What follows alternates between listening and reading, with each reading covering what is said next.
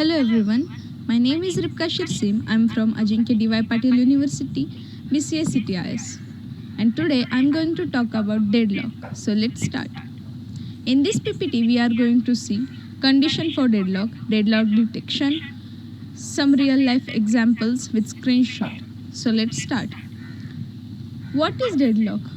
In multi-programming environment, several processes may compete for a finite number of resources.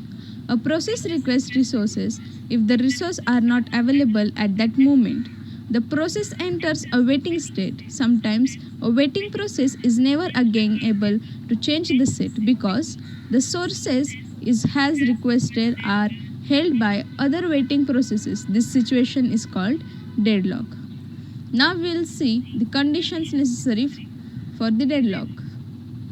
So basically there are four conditions. The first one is mutual exclusion. At least one resource must be held in a non-harassable mode, that is only one process at a time can use the resource. If other process requests that resource, the requesting process must be delayed until the resource has been released. Second, hold and wait. A process must be holding at least one resource, be waiting to acquire additional resource that are currently being held by other process. The third, no preemption. Resources can be preempted, that is, a resource can be released only voluntarily by the process holding it.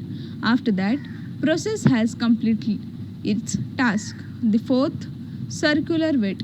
A set P0 to P1 to Pn of waiting process must exist such that P0 is waiting for the resource held by P1, P1 is waiting for resource held by P2, and Pn is waiting for 1 for resource held by n, and Pn is waiting for resource held by P0.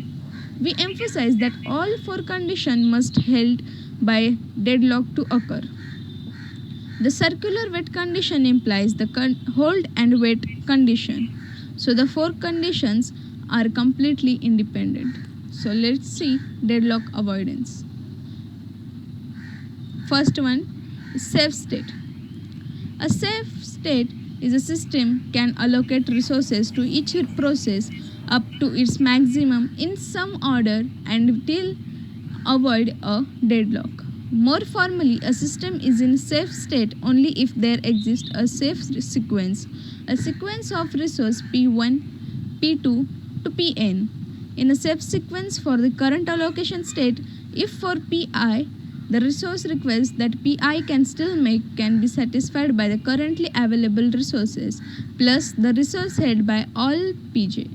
The Pji situation, if the resource held in Pi needs to immediately available, then Pi can wait until Pj have finished. When they have finished, Pi can obtain all if its need resources, complete its design task, return its allocated resource and terminate. Pi terminates Pi plus 1 can obtain its need resources and so on. If no such sequence exists, then the system state is said to be unsafe. A safe state is not deadlocked state. Conversely, a deadlock state is an unsafe state. Not all unsafe states are deadlocked. However, in this diagram, an unsafe state may lead to deadlock as long as the state is safe. The operating system can avoid unsafe deadlock states. In an unsafe state, the operating system cannot prevent process from requesting resource in such a way that deadlock occurs. The behavior of the process controls unsafe states. Next, resource allocation. Suppose that P2 requests R2 although P2 is currently free. We cannot allocate it to P2 is since this action will create a cycle in the graph. A cycle as mentioned indicates that the system is in unsafe state. If P1 requests R2 and P2 requests R1, then a deadlock will occur. If we have a resource allocation system with only one instance of each process, a variant of the resource allocation graph can be used for deadlock avoidance. And next, Banker algorithm. A resource allocation system with multiple cases of each resource type is eligible for the resource allocation graph algorithm. The next technique which avoids deadlocks is suitable for such a system. However, it is efficient that this resource allocation graph shape. The Banker's algorithm is the name given to this algorithm. No preemption. The third necessary condition for deadlock is that there be no preemption of the resource that have already been allocated.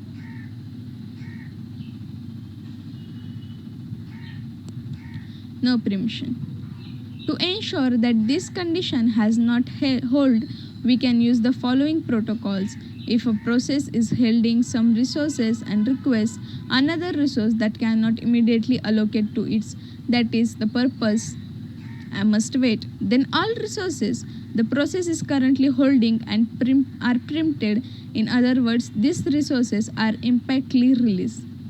The preempted resources are added to the list of resources for the which the process is waiting. The process will be started only if it can release its old resources as well as the new ones that is requesting. Alternatively, if the process requests some resource, we first check whether they are available.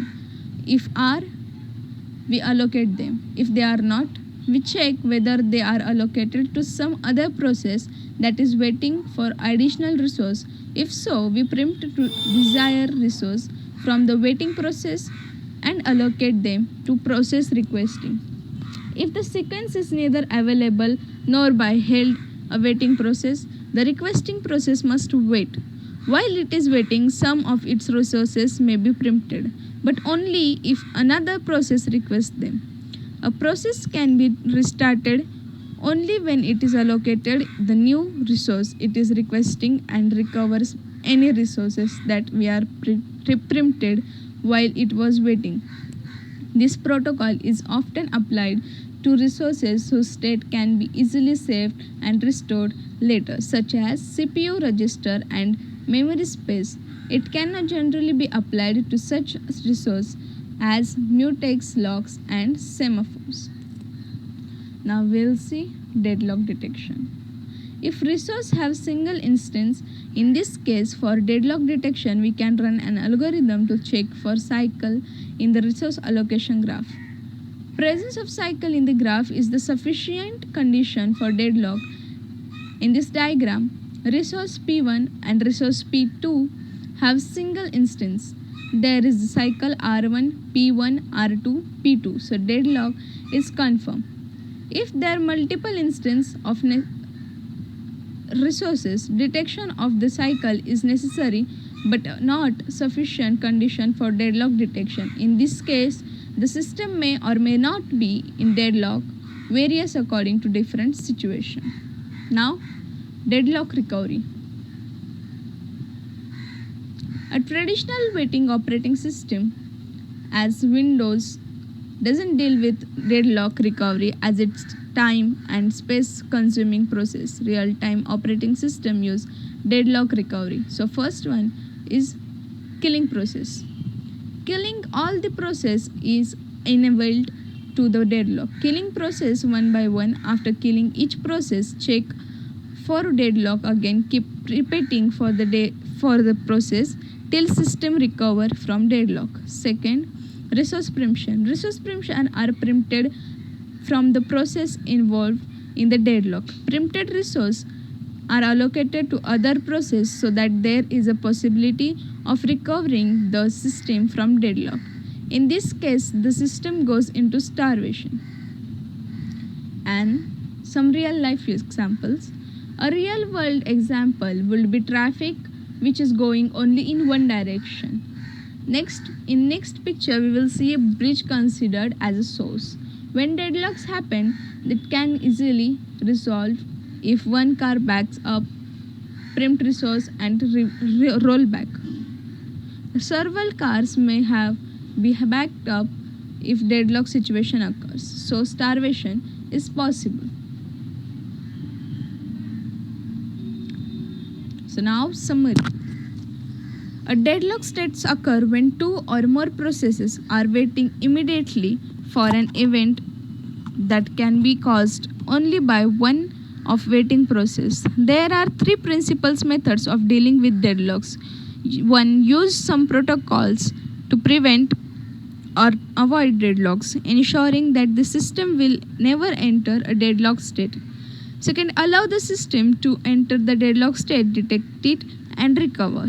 Third, ignore the problem altogether and pretend that deadlocks never occur in the system. The third solution is one used by the operating system, including Linux and Windows. A deadlock can occur only if four necessary conditions hold simultaneously in the system: mutual exclusion, hold and wait, no preemption, and circular wait. To prevent deadlocks, we can ensure that at least one of the necessary conditions never hold. A method for avoiding deadlocks rather than preventing them requires that the operating system have a prior information about each process will utilize system's resources. The banker's algorithm, for example, requires a prior information about the maximum number of each resource class that each process may request. Using this information, we can define a deadlock avoidance algorithm. If a state does not employ a protocol to ensure that deadlocks will never occur, then a detection and a recovery scheme will be employed. A deadlock detection algorithm must be invoked to determine whether a deadlock has occurred. If deadlock is detected, the system must recover neither by terminating some of the deadlock process or by preempting resource from some of the deadlock process.